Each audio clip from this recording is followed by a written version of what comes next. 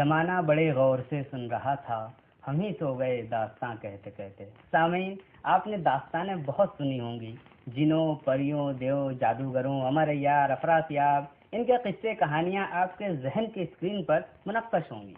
लेकिन आज हम आपको जो कहानी सुनाने जा रहे हैं उसमें माफौकल फितरत अनासिर नहीं, बल्कि हम और आप जैसे चलते फिरते इंसानों के किरदार होंगे। वो कहानी जो हम आपको सुनाएंगे उसका मौजू है हिंदुस्तान का बंटवारा। अपनी जमीन से जो मोहब्बत होती है वो कभी खत्म नहीं होती।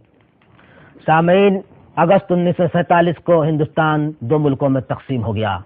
बंटवारे के 2-3 साल बाद हिंदुस्तान और पाकिस्तान को ख्याल आया कि अखलाकी कैदियों की तरह पागलों का भी तबादला होना चाहिए।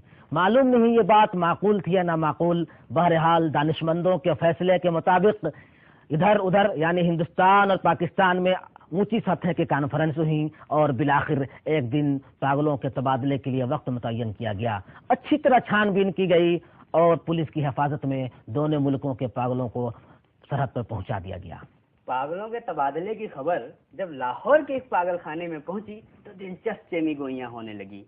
पागलों के रद्द अमल तरह तरह की सूरतों में नमूदार होने लगे। एक सिख पागल था जिसको पागल खाने में दाखिल हुए तकरीबन 15 बरस बीत चुके थे। यूं तो उसका नाम बिशन सिंह था, लेकिन सब उसे टोबटेक सिंह कहते थे। उसकी जबान पर हर वक्त अजीब व गरीब अल्फाज सुनने में आते थे। ओ पड़ी गड़गड़वी ऐनकती बिझाना दी मूंग दी दाल ऑफ दी लालटेन। वो दिन में सोता न रात में, अलबत्ता कभी किसी दीवार के साथ टेक लगा लेता। हमेशा खड़े रहने की वजह से उसके पांव सूज गए थे। खड़े रहने की वजह से उसके पांव सूज गए थे। और जब पागल खाने में उसके मुताल्लिक गुफ्तगू होती और जब उससे कोई पूछता उसकी क्या राय है तो खामोशी के साथ जवाब देता, ओ पड़ी गड़गड़वी ऐनकती बिझाना दी मूंग दी दाल ऑफ दी पाकिस्तान गवर्नमेंट। लेकिन बाद में ऑफ द पाकिस्तान गवर्नमेंट की जगह ऑफ द टोबटेक सिंह गवर्नमेंट ने ले ली और उसने दूसरों से पूछना शुरू किया कि टोबटेक सिंह कहाँ है। लेकिन किसी को नहीं मालूम था कि वो हिंदुस्तान में है या पाकिस्तान में।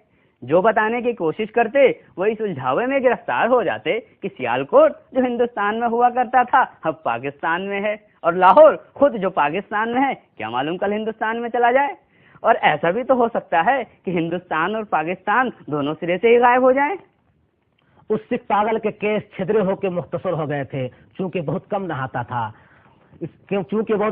था उसके सर के बाल और दाढ़ी आपस में जम गए थे। बिना बड़ी उसकी शक्ल बड़ी भयानक हो गई थी, मगर आदमी बेजरर था। 15 वर्षों में कभी किसी से लड़ाई नहीं किया। तोबा टेक सिंह नामी गांव का खाता पीता जमींदार आदमी था कि अचानक उसका दिमाग उलट गया और पागल खाने में दाखिल करा दिया गया।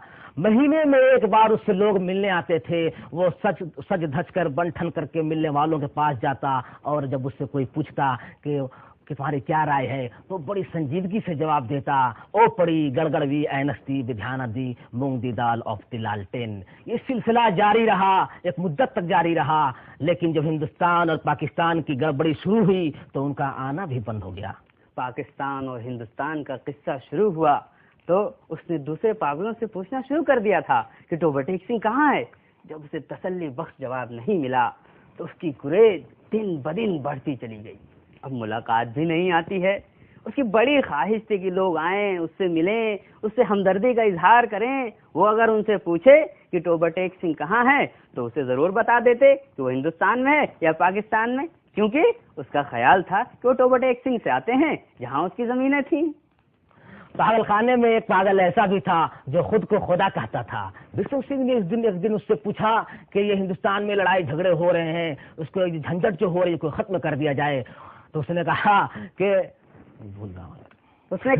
कि अभी हमारे पास टाइम नहीं है, हम बेहद मसरूफ हैं।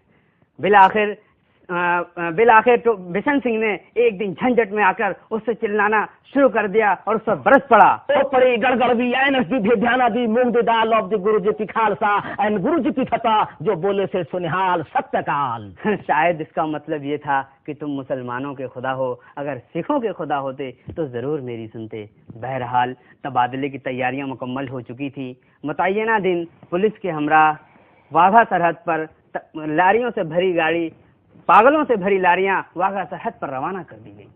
शुरू में कानूनी कार्रवाइयां मुकम्मल हुई और तबादला शुरू हुआ जो रात भर जारी रहा।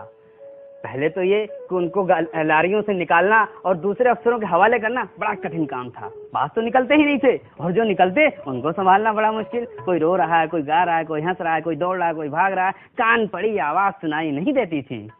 जब बिशन सिंह की बारी आई और वाघ्या के उस पार मुताल्लिका अफसर उसका नाम रजिस्टर में दर्ज करने लगा, तो बिशन सिंह ने पूछा, तो बाटेक सिंह कहाँ है, हिंदुस्तान में, पाकिस्तान में? तो मुताल्लिका अफसर हंसा और बोला, पाकिस्तान में। ये सुनते ही बिशन सिंह उछलकर एक तरफ कूद पड़ा और दौड़कर अपने बाकी मादा साथियों के पास पहुंच गया। और जब पाकिस्तानी पुलिस उसे पकड़कर ले जाने लगे तो उसने चलने से इनकार कर दिया और कहने लगा, टोबा टेक सिंह यहाँ है, और जोर जोर से चिल्लाने लगा, ओ पड़ी गड़गड़वी ऐ नकदी ध्यान आदि मूंग दी दाल ऑफ दी पाकिस्तान एंड टोबा टेक सिंह।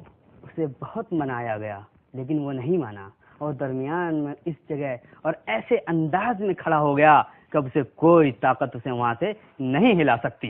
लिहाजा उसको कोई ताकत वहां से नहीं हिला सकती।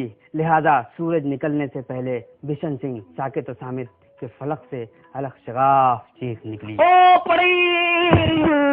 कई अफसर दौड़े हुए आए और देखा कि वो आदमी जो 15 बरसों तक अपनी सूजी हुई टांगों पर खड़ा था, औंधे मुंह लेटा था, खारदार तारों के एक तरफ पाकिस्तान और दूसरी तरफ हिंदुस्तान, और दरमियान में उस टुकड़े पर जिसका कोई नाम नहीं था, टोबा टेक सिंह पड़ा था।